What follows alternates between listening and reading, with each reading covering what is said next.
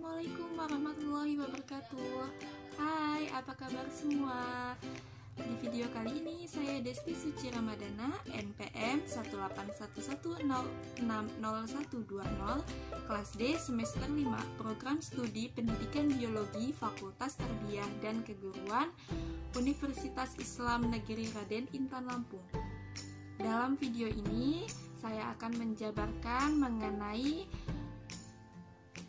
siapa saja yang berperan dalam pengembangan kurikulum. Dalam mata kuliah pengembangan kurikulum dengan dosen pengampu Ibu Aryani Dwi Kesuma Wardani MPD. Selamat menyaksikan videonya. Dalam pengembangan kurikulum tentunya banyak sekali pihak-pihak yang terlibat di dalamnya.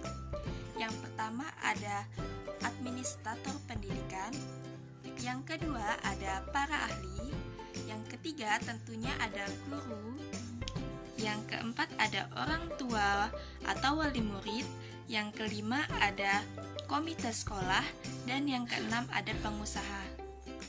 Langsung saja kita akan bahas satu persatu. Yang pertama ada administrator pendidikan. Administrator pendidikan sendiri terbagi menjadi 3, yaitu administrator pusat yang meliputi direktur dan kepala pusat. Yang kedua ada administrator daerah yang meliputi kepala kantor wilayah, dan yang ketiga ada administrator lokal yang meliputi kepala kantor kabupaten, kecamatan, dan kepala sekolah. Peranan para administrator pusat dalam pembuatan kurikulum adalah menyusun dasar-dasar hukum, menyusun kerangka dasar serta program inti kurikulum.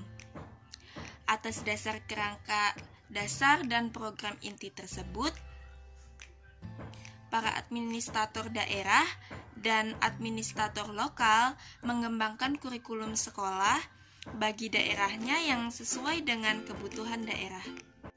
Yang kedua, ada peranan para ahli. Pengembangan kurikulum tentunya membutuhkan pemikiran dari para ahli, baik ahli pendidikan, ahli kurikulum, maupun ahli bidang studi atau disiplin ilmu. Dengan mengacu pada kebijakan-kebijakan yang ditetapkan pemerintah, baik kebijakan pembangunan secara umum maupun pembangunan pendidikan, perkembangan tuntutan masyarakat, dan masukan dari pelaksana pendidikan, dan kurikulum yang sedang berjalan. Para ahli pendidikan memberikan alternatif konsep pendidikan dan model kurikulum yang dipandang paling sesuai dengan keadaan dan kebutuhan masyarakat. Yang ketiga, ada peranan dari guru. Guru adalah sebagai perencana, pelaksana, dan pengembangan kurikulum yang berada di kelas. Walaupun ia tidak mencetuskan sendiri konsep-konsep tentang kurikulum, guru merupakan penerjemah kurikulum. Guru yang mengolah, meramu kembali kurikulum dari pusat untuk disajikan di dalam kelas. Oleh karena itu, guru bisa dikatakan sebagai barisan dalam pengembangan kurikulum. Nah, untuk yang keempat, peranan dari orang tua murid. Peranan orang tua murid dalam pengembangan kurikulum itu ada 2 hal. Yang pertama, dalam penyusunan kurikulum. Dalam penyusunan kurikulum, mungkin tidak semua orang tua terlibat dalam pengembangan kurikulum karena terbatas, hanya beberapa orang saja yang memiliki cukup waktu dan mempunyai latar belakang yang memadai. Yang kedua, dalam pelaksanaan kurikulum diperlukan kerjasama yang sangat erat antara guru dengan orang tua murid sebagai kegiatan belajar yang dituntut kurikulum dilaksanakan di rumah, seperti PR. dan orang tua murid ini mengikuti dengan cara mengawasi siswa dalam belajar di dalam rumah. Yang kelima, peranan komite sekolah.